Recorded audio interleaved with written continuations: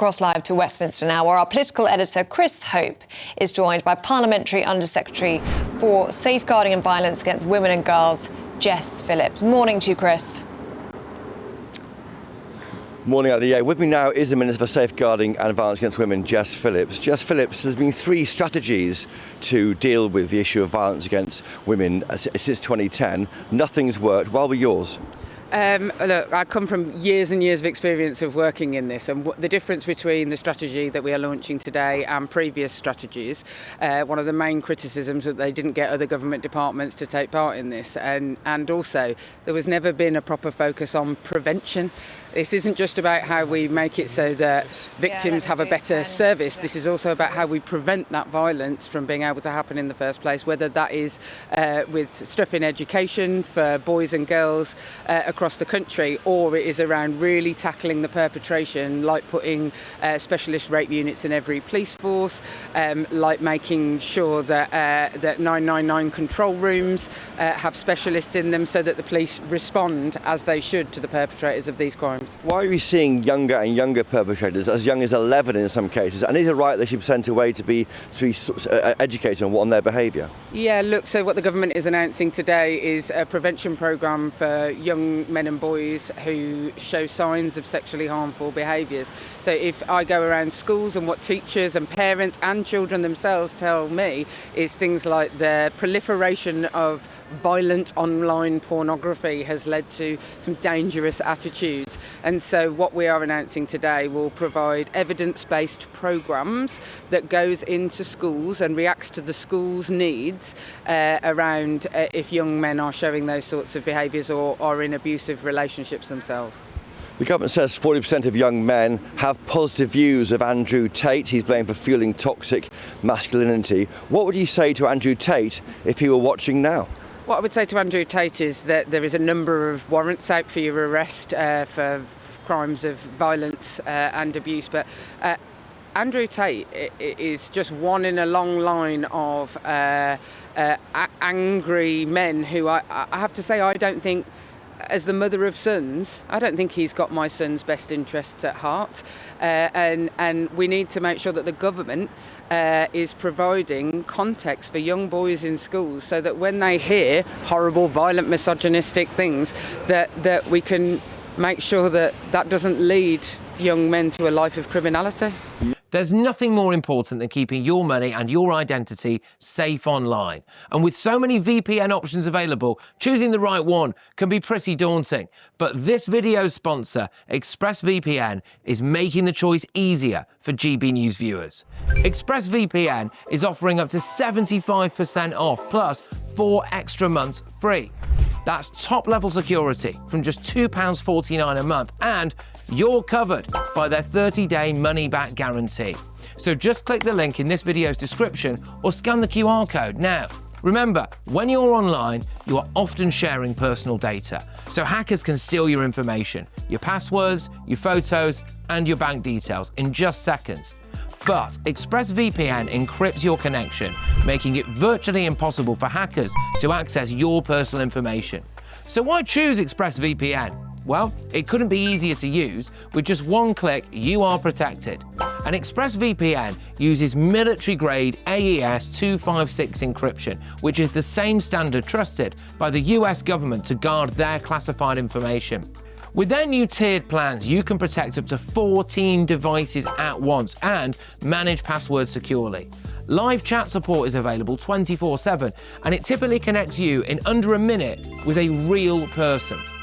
Click the link in this video's description or scan the QR code to get up to 75% off ExpressVPN, plus 4 months extra for free.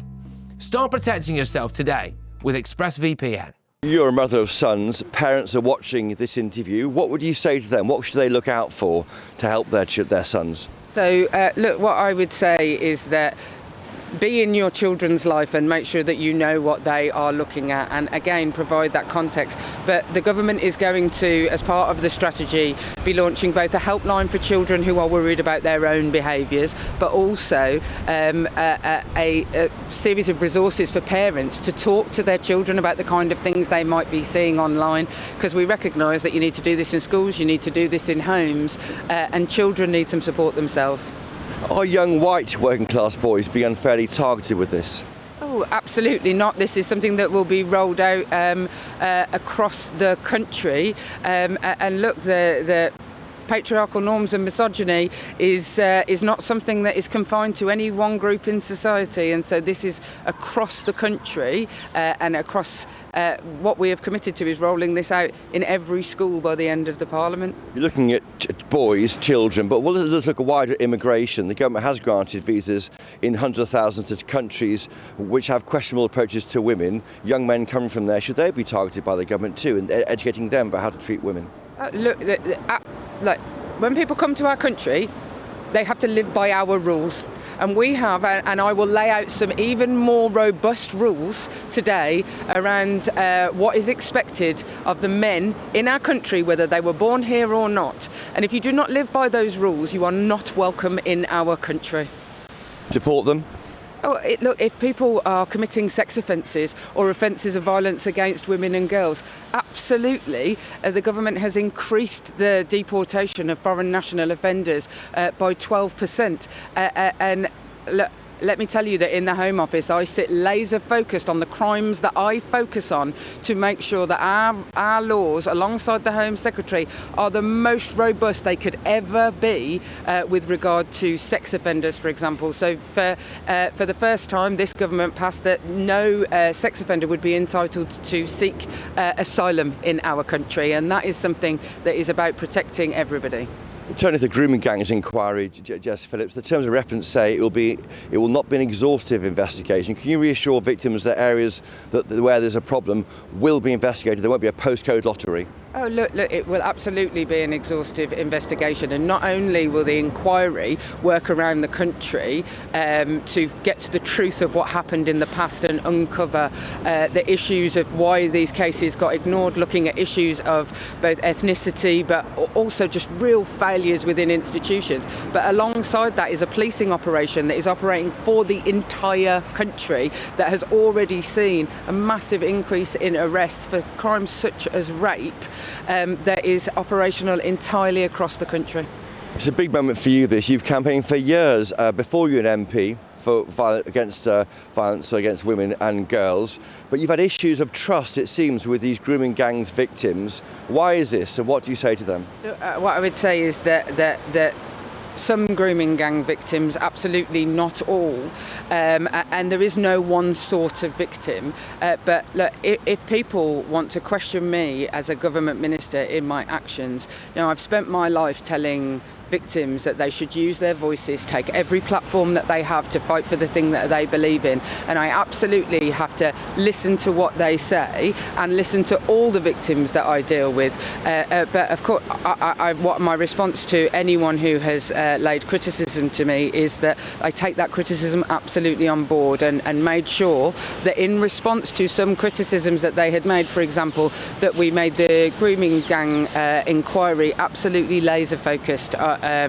exactly where it needs to be to look at, frankly, the historic failings of the past. And the inquiry will report back by March 29. That's absolutely right. The inquiry, both Louise Casey and the Home Secretary have said what this cannot be is just years and years and years and years of kicking a can down the road. Jess Phillips, thank you there. Jess Phillips there, we're explaining the new campaign against violence against women and girls.